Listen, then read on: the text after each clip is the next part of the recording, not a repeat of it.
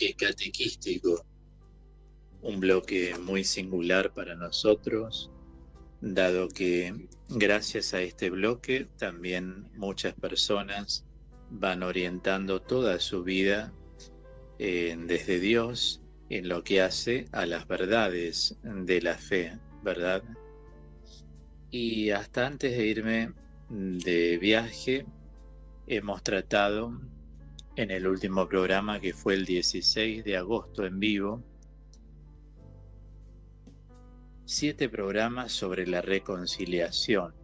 Hoy estamos en el 8º programa sobre este tema, que es un sacramento, y sugiero, por supuesto, a los oyentes escuchar los programas anteriores para poder concatenar, porque mi estilo de enseñanza siempre es un desarrollo gradual y progresivo, dado que uno no puede dar el alto voltaje de entrada sobre un tema, sino que todo necesita tiempo, y ese tiempo se va obteniendo en el desarrollo gradual precisamente y progresivo. Por eso en cada programa vamos desarrollando más, vamos profundizando, como que bajamos a la hondura de los temas. Y así pedagógicamente me quedo satisfecho de que mi audiencia entienda correctamente. Estuvimos trabajando intensamente todo lo que hace a la conciencia. Vamos a repasar. Yo les había dicho que cuando hablamos de la conciencia estamos utilizando un término latino, cum sire, que quiere decir conocer junto con otro. En griego se emplea el equivalente y es el término que más aparece en el Nuevo Testamento, y me refiero a la palabra sunaidesis, que significa saber común. O sea, desde Cicerón tiene usualmente también otro sentido. Se llama sunaidesis a la aplicación de la ciencia poseída por alguien a una operación. En otros términos, sería el acto de aplicar la ciencia o el conocimiento a un hecho particular. Y esto siempre favorece el crecimiento. Esta aplicación puede ser para considerar si se da o se dio en nosotros algún acto, un obrar advertido. En este caso se trata de la conciencia psicológica o poder de reflexión, digamos así, que es la base y el fundamento de la conciencia moral. Y aquí sí me permito decirles aquello que hemos sostenido en otras ocasiones en programas previos. Hablé de la conciencia moral y de la conciencia religiosa en primer lugar. Repasamos que la conciencia moral es la capacidad de discernir entre lo bueno y lo malo, lo conveniente y lo no conveniente, lo incómodo de lo cómodo.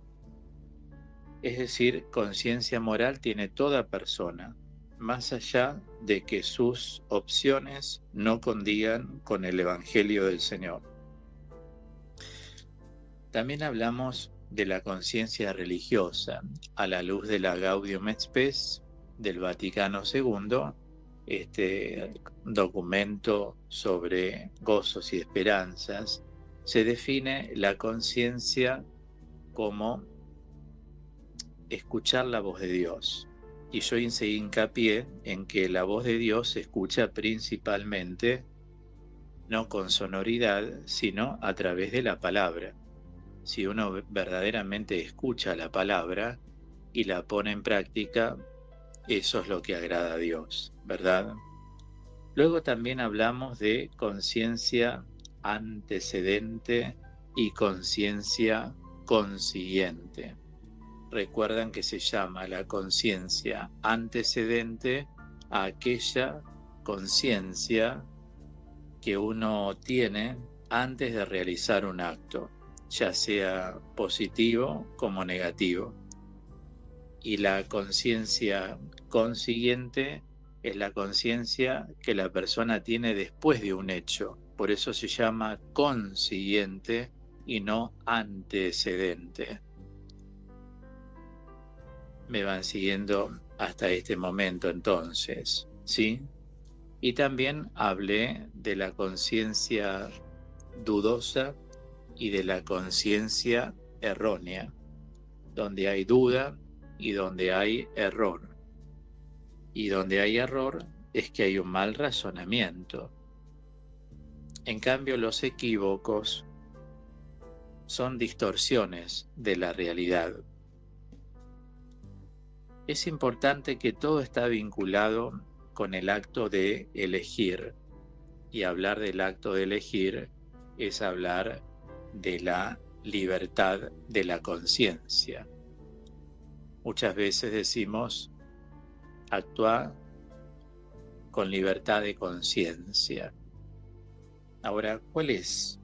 Propongo hoy en esta reflexión, porque si uno habla de la reconciliación, los adultos no estamos hablando como los niños.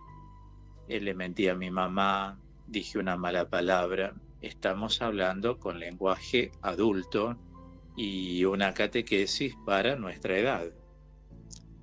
Entonces, la libertad, tenemos que tener presente, es una propiedad de la voluntad humana, dotada de la posibilidad de elegir, pero ante todo es una propiedad de la voluntad humana. La raíz profunda de dicha propiedad se encuentra en la inteligencia. Por eso una y otra vez vemos la relación que tiene la inteligencia con la voluntad y viceversa, dado que, como enseña Santo Tomás de Aquino en la Suma Teológica, la voluntad busca el bien conocido por la inteligencia. Vamos a repasar que a la luz de la ontología y también de la gnosiología, hay una diferencia, metafísicamente hablando, entonces, entre el bien conocido y el bien por conocer. Se llama bien conocido a aquello de lo cual la conciencia tiene experiencia. O sea, sabe de qué se trata, ya pasó por eso. En cambio, el bien por conocer es aquello de lo cual todavía no tenemos experiencia.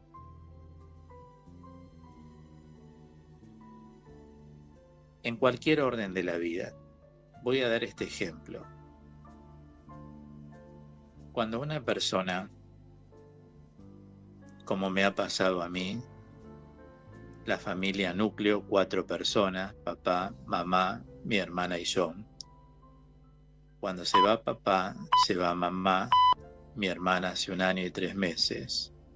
La familia núcleo ya no queda, quedo yo solo. Esa es una experiencia que cuando una persona nunca la vivió, aunque tenga un hermano en la provincia tal o que viva en el otro lugar, toda persona que no pasó por esta experiencia de no tener ningún hermano, sobre todo cuando uno tiene un vínculo bellísimo de hermanos, con confiabilidad, con amor, con entrega, y haber tenido una familia hermosísima. Sin embargo, la voluntad de Dios fue llamar a papá, a mi hermana, a uno de mis mejores amigos, al mes de mamá, como muchos saben, y también a mi hermana hace 1 año y 3 meses. Toda persona que no pasó por esta experiencia psicológicamente no sabe de qué se trata. No tiene conciencia antecedente y tampoco puede decir la persona que conoce de qué estamos hablando. Porque cuando una persona, por ejemplo, casada, pierde un hijo, o una esposa, o un marido, o pierde los 2 hijos y no le queda ninguno, o pierde los 3 hijos, o como una tía mía que se le murieron 4 hijos a los 36, 42, 44 años, y luego otro hijo después de ella a los 70 y algo. Cuando una persona no pasa por esta experiencia, no sabe de qué se trata. No sabe de qué se trata. Cuando una persona partió la mamá, el papá, los hermanos y queda sola, ahí se da cuenta de qué se trata. Por eso quiero enfatizar esto, y así como doy este ejemplo, hay personas que tienen un hermano, tienen su sobrino, la sobrina, el nieto, la nieta, tienen a una cuñada, el cuñado, tienen otros miembros con los cuales se ven. Es distinto. Yo tengo, por ejemplo, muchos primos y primas, y somos muy unidos y nos respetamos muchísimo. Sin embargo, la familia tipo, núcleo, es papá, mamá, mi hermana y yo.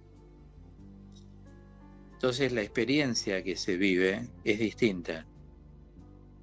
De pasar las Navidades siempre en familia, lo mismo el fin de año, con tantos amigos y hermanos en la fe que ya no está ninguno.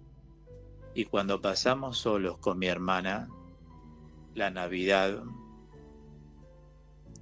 un año antes de que ella partiera, prácticamente unos meses, sin tener noticia de una enfermedad previa, recordábamos todos los que éramos en la mesa durante tantos años, y todo eso ya acabó.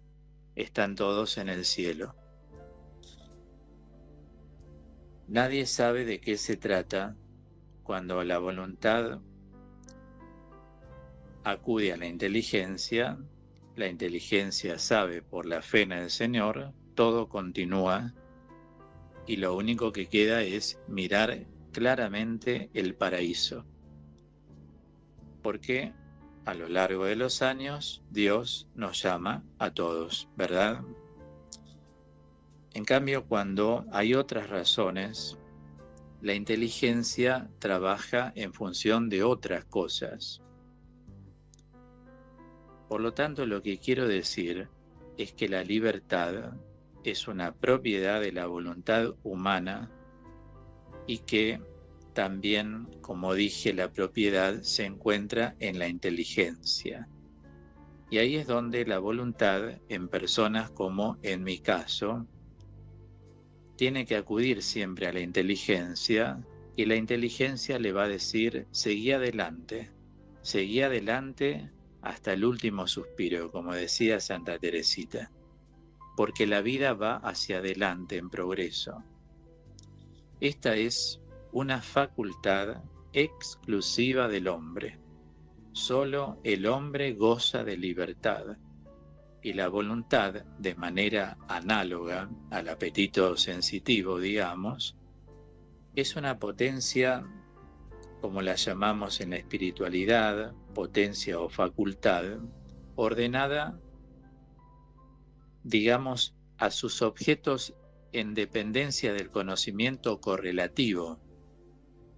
Por eso la voluntad, en forma correlativa, es que accede a la inteligencia.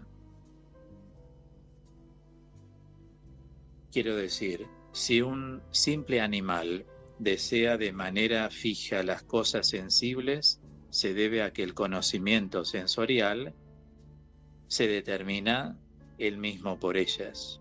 Ahora, en cambio, la voluntad, al depender del conocimiento intelectual, o sea, el entendimiento, tiende a los bienes de acuerdo a la captación racional de los mismos. Y el entendimiento, mientras no se halle frente a un objeto absolutamente bueno, siempre presentará alternativas, llamémosles así, entre las cuales puede optar la voluntad. Y ahí se da la verdadera esencia de la libertad. Aquella persona que opta con la voluntad frente a las alternativas. Esto ha sido denominado por los muy antiguos, que se llaman escolásticos, indiferencia del juicio intelectual, y es la razón profunda de la libertad. O sea, la elección, el acto propio del libre albedrío que nos ha dado Dios, también es definida por Santo Tomás como un acto de la voluntad bajo impresión de la inteligencia.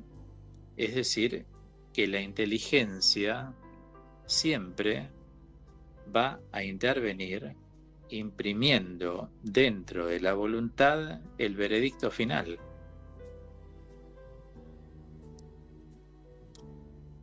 Por eso, qué importante es darnos cuenta que la libertad es un poder dado por Dios, un poder de hacer lo que me da la gana. Entonces, si la libertad se apoya para razonar en el Evangelio, uno siempre sigue adelante en la vida, porque se da cuenta inteligentemente que la vida va siempre hacia adelante. Por eso esta capacidad de elegir en conciencia, o sea, de usar la libertad en conciencia, es una aptitud para autorrealizarse, para determinarse en la propia realidad interior. En este sentido, es completamente razonable considerar la libertad como una propiedad inalienable. O sea, nadie puede violentar ese mundo interior, aunque exteriormente pueda ser restringido el grado de expresión de todas las decisiones autónomas. Muchas veces, yo les decía, a veces en la vida, afuera de uno puede llover, pero adentro puede estar muy seco. ¿Eso qué quiere decir? En esta, si se quiere, metáfora, comparación que hago. A veces las cosas que suceden, pero uno interiormente sabe cómo tomarlas, porque está eligiendo a conciencia y tiene esa libertad de saber elegir a conciencia y conocer la verdadera esencia de la libertad, que consiste en elegir a conciencia. Para eso, la inteligencia es lo que se tiene que cultivar, una y otra vez lo repito, porque la voluntad realiza lo que el entendimiento le entrega. Cuando mucha gente se siente bajoneada, y sabe por qué, esta noticia me dejó de cama, después de enterarme de tal cosa, necesité descansar, o sea, hay una razón. Es distinto de una persona que dice, me siento cansado, me siento cansada y no sé de qué.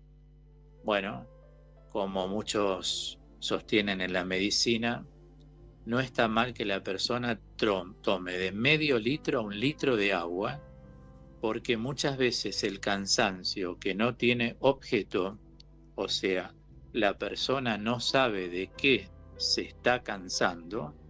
En cambio, uno a veces sí es consciente, pero si no sabe de qué, tiene que hidratarse.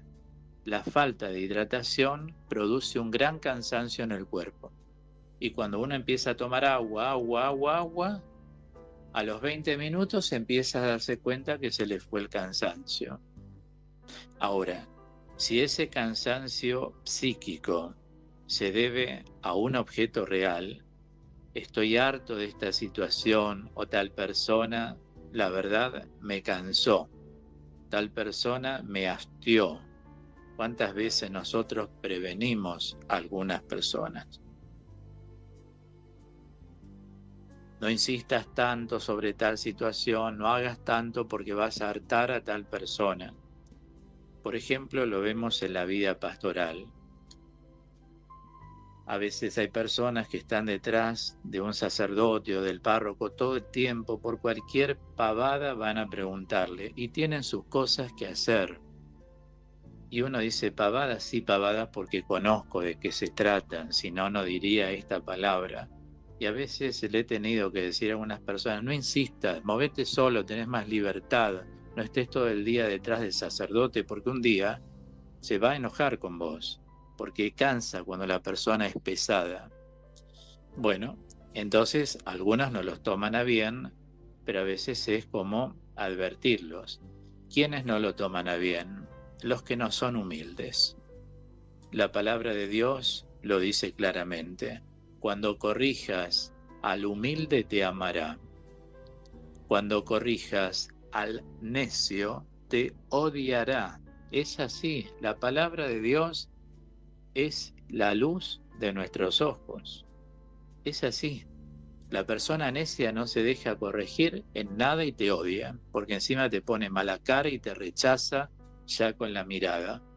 En cambio, la persona humilde piensa si lo que vos decís es sensato o no.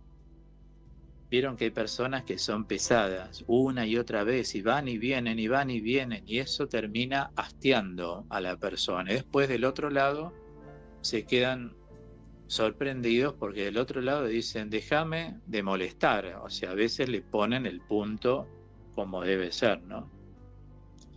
Bueno, realmente es así. Hay que ver si la persona es humilde o la persona es necia. Son palabras bíblicas, son palabras de Dios. Por eso es importante prestarle mucha atención a la palabra de Dios. Ahora, cuando la inteligencia hace un buen trabajo y entonces la voluntad ejecuta lo que la inteligencia le brindó, ahí podemos decir que aunque llueve afuera, o sea, están ocurriendo varias cosas, hasta puede haber una tempestad en relación a la persona internamente se toma las cosas de otro modo. Con paz, con serenidad, ofrece a Dios y sabe que nada ha de suceder más allá ni más acá de lo que Dios tiene previsto. Esta palabra que acabo de decir, serenidad, es una palabra no muy utilizada. Ahora, en espiritualidad, la palabra serenidad es una palabra de alto concepto.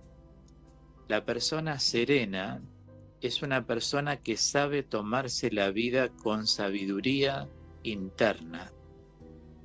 Por eso suceden cosas en torno a la persona, pero interiormente esa persona ha construido, bajo la acción del Espíritu Santo, lógicamente, una espiritualidad que le permite estar serena.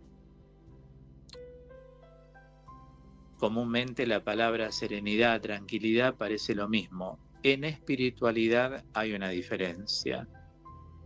La persona tranquila significa que no se agita demasiado, pero la persona serena es la que trabaja interiormente aquello que afuera se ve como tempestad o una lluvia fuerte. Pero como dice San Alfonso María de Ligorio, después de la tempestad viene la calma. Y las personas que lograron en su espiritualidad la serenidad saben bien de lo que estoy hablando. Como lo decimos muchas veces, para alentar con fundamento, pensá solo en hoy. Mañana es otro día. Porque hoy me duele acá, me duele allá. Mañana te levantás y podés estar espléndido, espléndida. Pensá solo en hoy. Lo dice Jesús, pero parece que nos cuesta llevar a cabo esa enseñanza. Bástale a cada día su propio afán. Vivir así. Pero para eso hay que ir trabajando en los desafíos cotidianos de la vida, esto que se llama la serenidad interior. Por eso les digo, los términos en espiritualidad no tienen el mismo uso que tienen comúnmente en la vida social. Serenidad es una virtud dentro de la vida interior de una persona, justamente porque sabe fagocitar dentro de su alma lo que está ocurriendo afuera con una firme confianza en el Señor, que dará su luz, ciertamente. Cuando uno quiere actuar en conciencia y tratar de que toda su vida sea así, trate de alimentar bien su inteligencia. No se maneje con sensaciones. Yo intuyo, me da la impresión, vi un signo, sensorialmente, huelo tal cosa. No se maneje con todo eso, porque todo eso se llama autosugestión. Las personas se sugestionan muy frecuentemente, sobre todo cuando la inteligencia no tiene parámetros firmes dentro del individuo. Cuando una persona se forma, va poniendo parámetros firmes y se mueve sobre ello. En cambio, cuando una persona no está formada, generalmente está plagada de dudas, entra en estados de shocks emocionales, entra en pánico, se paraliza, siente amenazas en su psiquismo, y todo ese conjunto de cosas se debe a que la persona todavía no está formada interiormente. Por lo tanto, no tiene los parámetros sobre los cuales debe asentar las decisiones. Y esos parámetros no están formados porque su inteligencia todavía no está formada en Cristo. Esta es, digamos, una de las vetas más importantes que tiene la verdadera esencia de la libertad en un cristiano. Repito, la verdadera esencia de la libertad. ¿Qué es esencia? En filosofía, esencia es aquello que define el ser. Qué importante es darnos cuenta de esta realidad. No temer al ejercicio real de la libertad. Pueden haber obstáculos, pueden haber inconvenientes, conflictos, factores compulsivos, perturbadores muchas veces en la vida de un ser humano, en el orden psicológico. Sin embargo, cuando uno aprende a descansar en Dios, todo esto se ordena solo, porque uno está priorizando el seguimiento a Jesucristo incondicional. Todas estas alteraciones psicológicas, claro está que provocan una disminución de calidad en el modo de obrar específicamente humano. Cuando una persona está perturbada o en otro orden de factores, como dije recién, factores compulsivos, obsesiones, caprichos, hay mucha neurosis, también sus opciones son incorrectas, porque todo esto disminuye la claridad mental que una persona necesita para poder tomar decisiones con libertad de conciencia.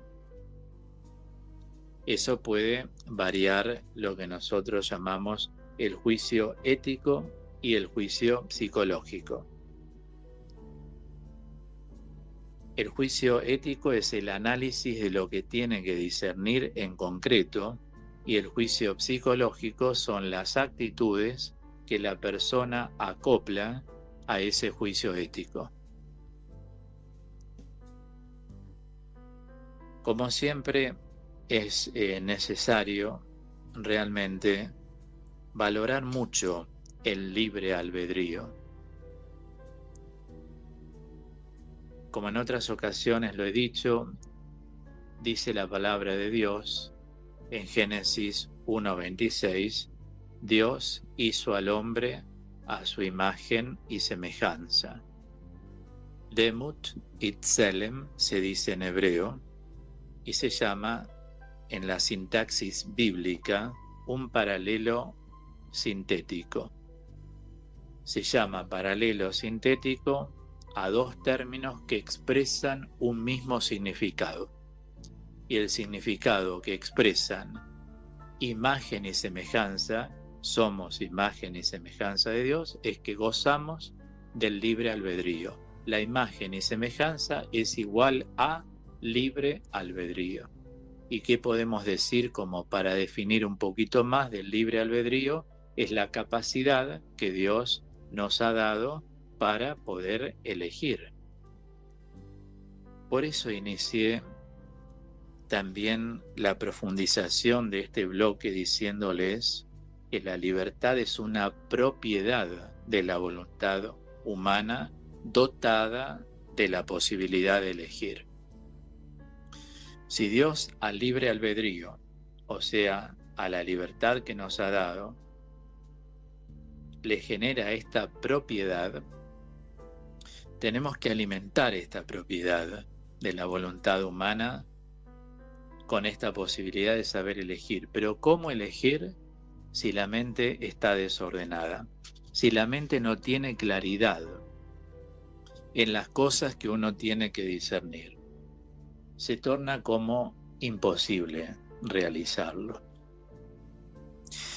Bien, en este bloque entonces, hoy la reconciliación 8, quiero sugerirles, como les dije al inicio, vuelvan a escuchar en mi canal de YouTube, Claudio Rizzo Teólogo, toda esta explicación que voy dando, porque si bien uno puede captar en general muchas cosas, qué bueno es que dado que doy tantas cosas en la enseñanza, todos puedan profundizar cada una de las cosas que digo. Y esto les va a ser de gran ayuda.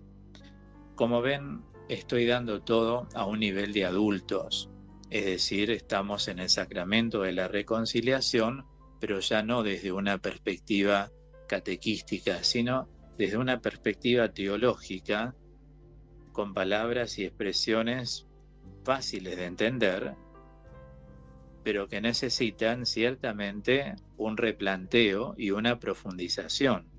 Pero de eso se trata el crecimiento. Como decía San Pablo, cuando yo era niño, hablaba como niño, me expresaba como niño, actuaba como niño, pero ahora que soy adulto, no. Y lo mismo, cuando era niño tomaba leche, ahora el alimento es sólido. Bueno, para que el alimento condiga con la edad que tenemos todos nosotros que estamos en el programa, tenemos que hablar de un nivel más profundo. El nivel de profundización es lo que nos hace verdaderamente crecer, porque estamos entrando en el misterio de Dios. Y yo soy consciente que este nivel no se da en ninguna radio. Entonces aprovechemos profundamente esta enseñanza y tratemos de seguir los pasos que les sugiero para el bien, lógicamente, de cada uno de ustedes, ya que Dios permite que todo esto llegue al alma de cada uno. Y así vamos a seguir profundizando cada sábado todos distintos aspectos de la conciencia, porque el pecado, o sea, el desorden, por si alguien sintoniza por primera vez, los desórdenes de la vida, están muy ligados a la capacidad de elegir. Y la voluntad muchas veces se equivoca porque el pensamiento no piensa con elementos contundentes, sustanciales, que le permitan tener claridad objetiva de aquello que se tiene que discernir. Cerramos aquí este bloque del bloque catequístico con un tema bellísimo. En la voz de Celines se llama Al perdonar. Te doy gracias, Señor, por la grandeza del perdón.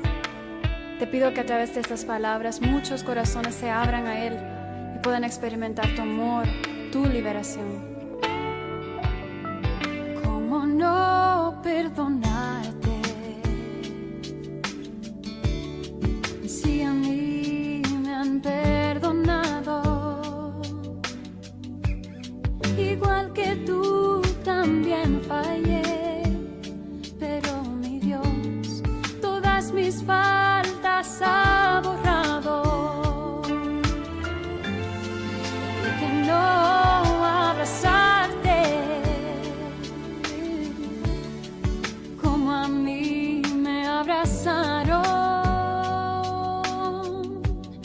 Quiero que sientas libertad, te doy mi paz, esa que Cristo ya me ha dado. Eras la luz